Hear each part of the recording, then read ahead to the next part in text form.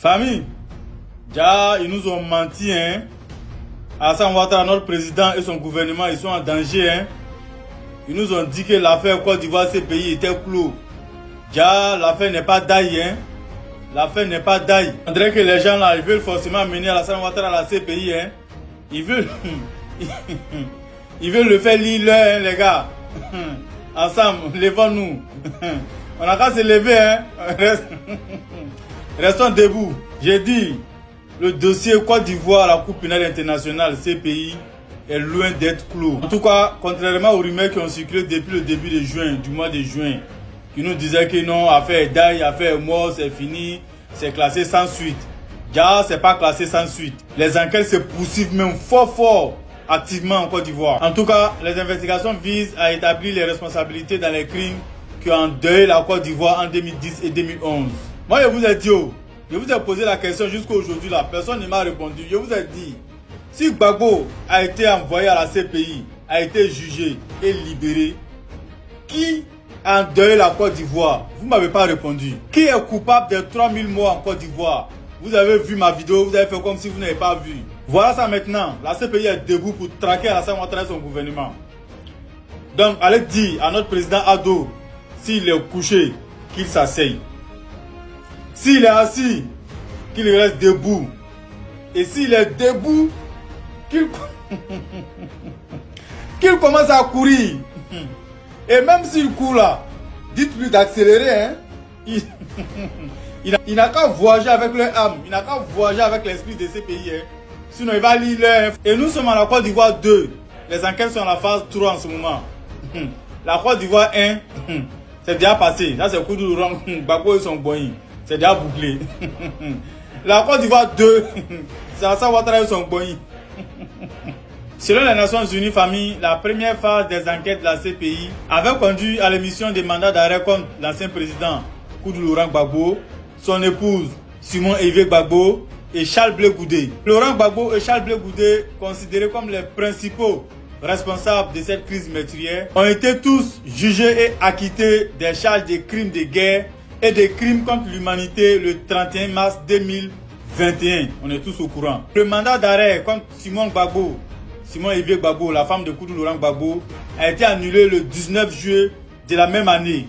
En tout cas, le procureur de la CPI a également confirmé, suite à une interpellation de l'Observatoire ivoirien des droits de l'homme, qu'une enquête est en cours sur les crimes présumés commis par le camp pro-Ouattara, ou pro-Alassane Ouattara si vous voulez. L'enquête de la CPI, cette fois-ci, va cibler le camp des personnalités telles que Soro Guillaume, l'ancien chef du Parlement et l'ancien leader des forces nouvelles. Et l'enquête va cibler aussi, famille, les hautes dignités de l'armée ivoirienne actuelle. C'est-à-dire l'armée l'armée d'Alassane Ouattara. On dirait les grands têtes. Il y a les grands...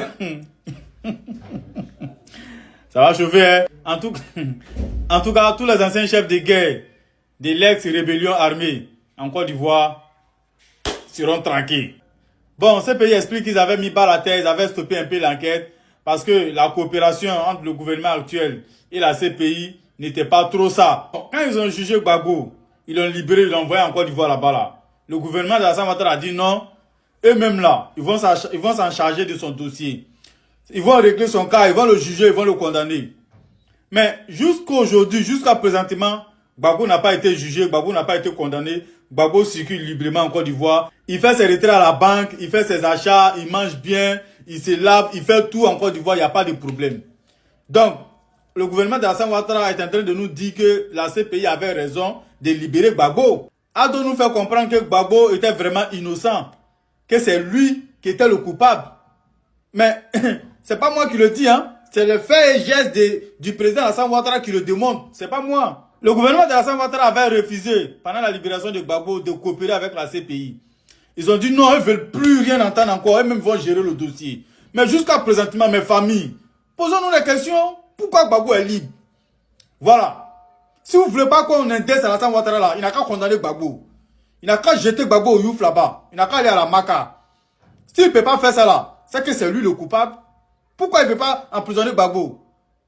Il a dégelé ses comptes. Il lui a donné tous ses droits. Quand un ancien président, tout ce qu'il doit toucher chaque fin du mois là, Gbagbo a assez à ça. Mais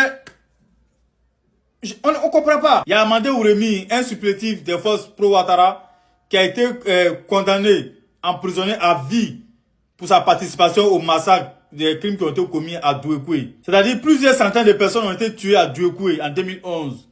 Ouremi a été jugé. Il est en prison à vie. Mais tout au long du procès, Ouremi a dit non, c'était pas lui seul. Lui, il a fait ça, mais le commandement venait d'en haut. Il a cité nommément l'ancien commandant de la zone de Man, Loseni Fofana, celui qu'on appelait Losla. Et c'était pas lui seul, il y avait aussi le lieutenant Koulibaly, lui qu'on appelait Koul. Koul, là, tout le monde le connaît. Il les a cités comme ses supérieurs hiérarchies.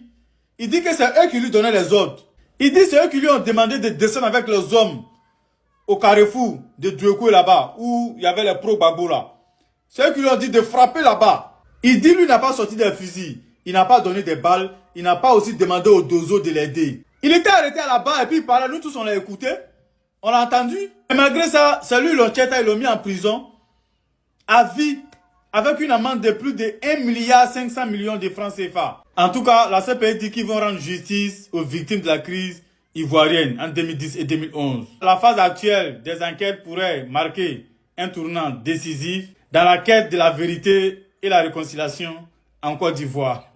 Mes familles, le monde entier observe attentivement les avancées de ce dossier complexe et très sensible d'ailleurs, mais dans l'espoir d'une résolution juste et équitable.